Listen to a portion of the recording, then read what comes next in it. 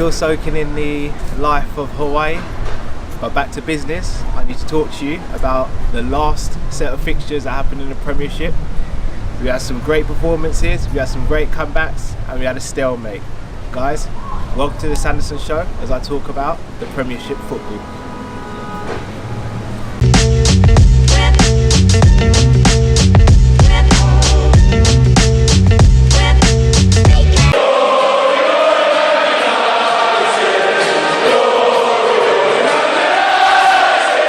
So I'm going to start with the game of the weekend, possibly the comeback of the season so far. Jose Mourinho, after 10 minutes in, looked like he was a dead man walking. Newcastle were 2-0 up at Old Trafford within 10 minutes, and by all accounts it looked as though Jose Mourinho was getting sacked in the morning. But a few drastic changes, and they turned it around. Kudos has to go to Manchester United and kudos has to go to Jose Mourinho. They pulled one out of the bag here. Now, Newcastle went 2-0 up within 10 minutes and arguably should have had a penalty which would have given them the chance to make it 3-0. However, the penalty wasn't given. It's Old Trafford, isn't it? And Manchester United fought brave, showed their resilience, and they came back and they won 3-2. This could be a massive result in the whole scheme of things for the rest of the season. This could completely change the direction of how their season was going. Jose Mourinho, it could save his job. Well, it has saved his job so far. It could bring cohesion and harmony back to the team, and it could mean that they go on a winning run from here. Now, as I've said before, I expect Newcastle to go down, but because Rafa, I don't expect them to be an easy team for anyone to beat. And they showed it in this game. As I said, they should have been 2, maybe 3-0 up, and they were playing good football, and they carved Manchester United open, and they did it quite easily, to be honest. And even a David De Gea save at 2-0, that completely kept Manchester United in the game. But they kept on battling. Anthony Martial did really well, and then Manchester United number 7. We've seen it so many times over the years with Manchester United number 7s: Cristiano Ronaldo, Eric Cantona, David Beckham, and they bailed them completely out of trouble, and they did an absolutely fantastic job.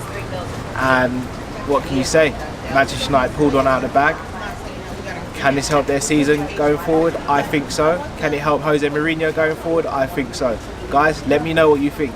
Obviously, some Manchester United fans, you were very happy and rightly so after the game. Do you think this paves over the cracks, or do you think there's more problems to come in the future? Let me know in the comments below.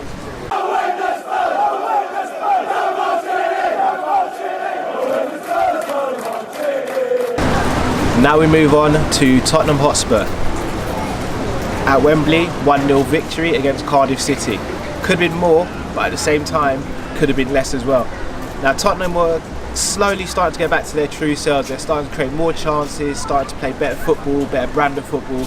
However, in this game, they could have lost it. They could have thrown it all away in the last couple of minutes, but they didn't. They held strong. Hugo Lloris made a massive save at the end. But one thing that is still sticking out of Tottenham is there's not much goals coming from midfield. Now granted, that probably sounds like a bit of a contradiction considering Eric Dyer got the winner, but if Kane doesn't score, they do look a bit toothless up front. And for all the endeavour and skill and pace and trickery of Lucas Moura and Heung-min Son, they still look a bit toothless, and they need to get that out of their game. I mean, I still tip them finishing the top 4. But as we can already see from how the table's shaping, it's not going to be easy for Tottenham. And Cardiff were there for the taking. Even when they went down to 10 men, it's almost as though Tottenham retreated and started playing within themselves, and Cardiff started creating more chances when they had 10 men instead of 11 men. It didn't make sense. But they did what they had to do. They strived forward. They picked up another 3 points, quietly going about their business, as they do season in, season out. A shout out to Toby Alderweireld, who saved a certain goal from going in, saved it on the line, and showed why he is arguably the best centre-back in the Premiership. But I mean, Spurs fans, let me know what you think. Do you still think there's something missing?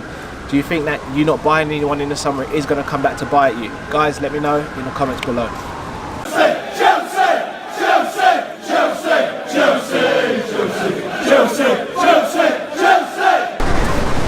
And now we move on to Sarri's Soldiers.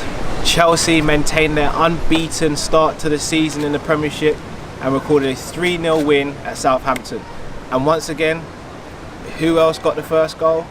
Top goal scorer in the league, best player in the league so far this season, Eden Hazard. And he has been brilliant. And once again, he was the catalyst for this victory. Before he actually scored, they had a chance and he sort of fluffed his lines a little bit with a left foot shot, and then Willian had a deflected shot that hit the post and went over. But as soon as Chelsea won the ball back in midfield and the ball came to him and he was one-on-one, there was only ever going to be one outcome. Let's be honest. In front of goal, he's really ruthless. One-on-one situations, it's very, very unlikely that he's not going to score. And it was a great finish. Some strikers would be proud of that finish, and he made it look really easy, and he gave them that foundation to go on and win. Once they went 1-0 up, it seemed very unlikely that Southampton would get back in the game. However, Southampton did have their chances, and it did once again show Chelsea's vulnerabilities at the back. For all of the good play they've had, for all of the clean sheets and the lack of goals they conceded, they are still vulnerable at the back. And you can't put it down to just one player. As a collective unit, they are conceding chances, clear-cut chances, but they're just not being punished yet. So it remains to be seen whether it catches up with them throughout the season. But I've got to hand it again to Giroud. Bicycle kick across the box. Ross Barkley with a tap-in for his first Chelsea goal. And the man who's had pretty much no confidence, he looked like a new version of Fernando Torres at Chelsea, Alvaro Morata. He fluffed his first shot, and then second shot, managed to get a good goal. And he needed that. He needed that for his confidence, and that could be massive for Chelsea. If you've got an Alvaro Morata who's confident, leading the line, and you've got Willian or Pedro alongside him, along with Eden Hazard either behind or to the left of him, it can be devastating. It can really help Chelsea get over that line of finishing top four and potentially even higher. I mean, Giroud is very important to their system as well. He holds up the ball well, brings others into play, but he just doesn't have that goal for it. It's like that for France as well. He doesn't have that consistent goal for it. And although Morata hasn't been scoring, he does have that consistent goal for it. He can beat a man, he picks up great positions, he's strong, he's good in the air, got good pace, he's got all the attributes to be a top striker. It's just up here. It's just up here for him. And if he sorts out his mentality, playing alongside the likes of Eden Hazard and Kante and Jorginho or Fabregas who can pick out a pass, and he's likely to pick up goals, and it's going to lead Chelsea to another level this season. So guys, let me know, should it be Giroud or should it be Morata leading the line? Now that Morata's got a goal, is his confidence going to build? Are the goals going to come flowing? Are they going to be like buses? You wait ages for one and then loads come along at the same time. Giroud, Morata, we all know one thing for sure, Eden Hazard has to start, he's the main man. Chelsea fans, let me know what you think.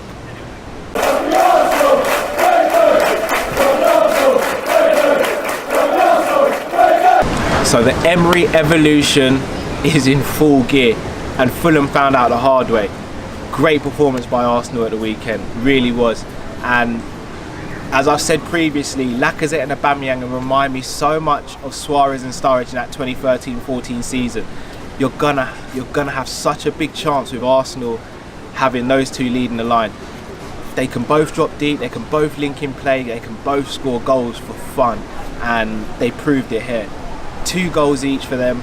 Lacazette's striking of the ball is just beautiful. I mean, his goal against Everton was something, but his 2 goals in this game, his cleanness and crispness of shooting with the ball is just brilliant. But let's be honest, the goal of the game was Aaron Ramsey's goal. From front to back, how beautiful was that goal? From a right back position, literally to the 6-yard box of Fulham. They've not lost the ball, 1 or 2 touch passes, and to end of a back heel, leave it out. Leave it out. That reminds me of the Arsenal that I've grown up watching, with the likes of Ljungberg, Pires, Henry, Bergkamp. That was beautiful to watch. And any Arsenal fan will tell you that goal was probably their favourite goal of the match. It was probably the goal of the weekend as well. Just a beautiful goal.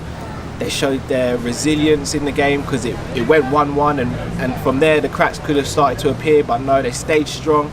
Lucas Torreira in that midfield is showing why they spent the money on him and why so many fans were clamouring for him to start at the beginning of the season. And they're just looking really good. They're looking like a strong outfit. You're not hearing any of the Wenger outcries. Everything just seems united at Arsenal, no pun intended. And it's on and upwards for Emery's men. And where will they finish? I mean, I still don't think they'll finish top 4, only because they're defensive frailties. but they're going to give it a hell of a go, and it remains to be seen just how far Aubameyang and Lacazette can lead the Gunners.